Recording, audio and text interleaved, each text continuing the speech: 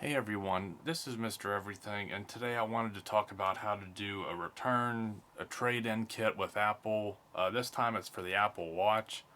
I did this last year with an iPhone, and at that time it said like the language and everything stated it's for the iPhone and the Apple Watch. So it should be the same kit, just I'm using a different device.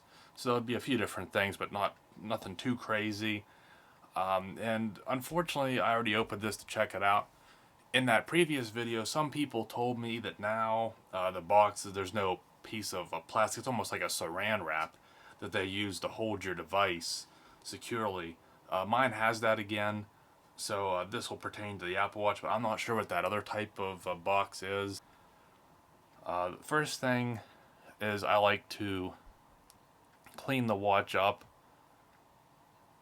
So you can see one thing which I do just for my own enjoyment is I like to keep the stainless steel nice and clean. So this is what I've been using all the way back since the Series 0. And I just real quick cleaned that up a little bit. Not that it was really bad because I'm supposed to get the full trade-in value because everything works.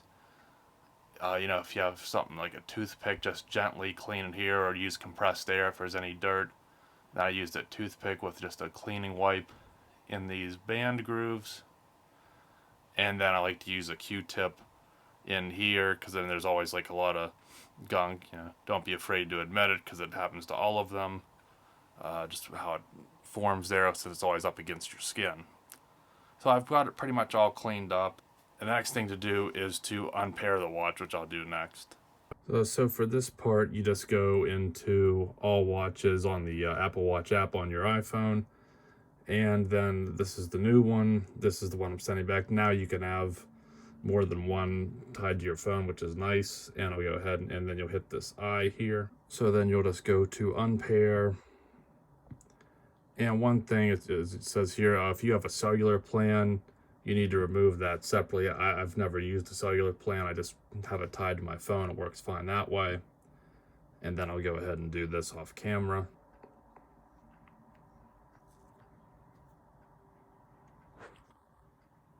And you can see then it'll just begin the reset process, so you're done with it on the phone. And then you can see this isn't too long of a process. This is the Series 6, but I think pretty much all modern Apple Watches are pretty quick to do anything. And then once you get back to the pairing stage, then you know that everything's good and ready to go. And at this point, again, we're talking maybe 2 minutes or so. You're ready to go. At this point, it's unpaired from your account, and I guess you could just hold it and shut it off if you'd like. But for now, I'll just leave it on. I fully charged it, so I'm thinking by the time they receive it, it'll probably still have some charge to it. But again, you could shut it off if you'd like. And if you're interested in just more frequently asked questions and some answers, you can check my previous video if you'd like. But for this, if you are wondering, this comes separately from the Apple Watch. This came the next day from when I ordered it, and this came the following day. The Apple Watch came from UPS, and this time this trade-in kit came from FedEx. So it was different, and this time you knew on the order on Apple's website, it shows you the tracking for your watch, and then for me, that same day this shipped, so it arrived a day later, and this had tracking on it. So you're going to get this empty box.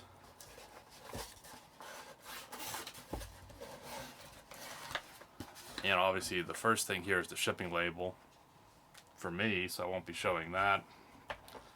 This is the tamper-proof seal. They're pretty awful instructions. And then the real playmaker here that holds all this in. It's kind of vague and confusing, but this is how they've chosen to ship both phones and Apple Watches back. So again, you can check here for this one. Again, we're just focusing on the Apple Watch, but it's again very similar for the phone. Again, make sure you unpair it. And you do not include any bands. You don't have to include the charger or anything. Even if you had like a screen protector or a case, I'd probably take all that off. So that's all they're showing here. And what I've learned from doing this before and seeing some other people how they do it, this is how you take the tension off this plastic, by folding these up.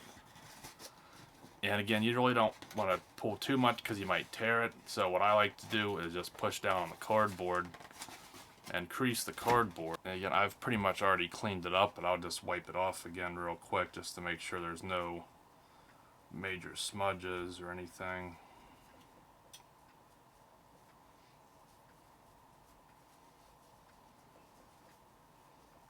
But just the nature of handling it's going to put some of them back on. So it's pretty straightforward. It's even easier with this since it's so much smaller than what the iPhone would be. And I'm going to try and be cute about it and put it like right where they want it, but I don't want to tear this plastic. So I think that looks about right. You tuck that back in, tuck this back in, and you can kind of see how this suspends it, so it's not going anywhere. I guess maybe that they think it'll work better than bubble wrap or something, but you can see it did move around a little bit, but I don't think anything is going to be an issue. Again, nothing else needs to go back. So I did decide to shut the device off. I mean, I don't think it'll get bumped back on, but either way, I mean, as long as they're intelligent enough to turn it back on to know it works. And one last thing I should mention, which doesn't apply to me since I'm filming this, I would recommend taking pictures of this, maybe one out to show if you said there's no damage, no cracks, everything works, and then maybe show another one of it like this, kind of in the box, in case there would be damage during shipping. I'm not sure if you can prove that, if they would say, well, we'll still give you that value. I mean, Apple's a $1 trillion company. I'm not sure if they would give you the benefit of the doubt or not. But for peace of mind, I would just go ahead and document the condition of your device. Again, everything's in there, which is basically just the one piece. No charger, nothing else. Just put that watch in there. And of course, after you've opened this like 4 or 5 times, just to make sure it's actually in there and didn't go anywhere, you can take the tamper-proof seal, which I'm not sure exactly how much this is going to do, because, I mean, anyone that works for package, postal or ground or anything, they probably know what this box looks like. So if someone would want to steal it, I don't think this is going to help any, but... And usually these are the type that you can't pull them back up or you'll rip the stripes off of it. So once you set it on there, I wouldn't try and lift it back off to adjust it. Just deal with it the way it is. So put some tension on it. And I think that's just fine. Now as far as the label, again, it's paid for. You don't have to pay for it. They provide it to you. It's in the box.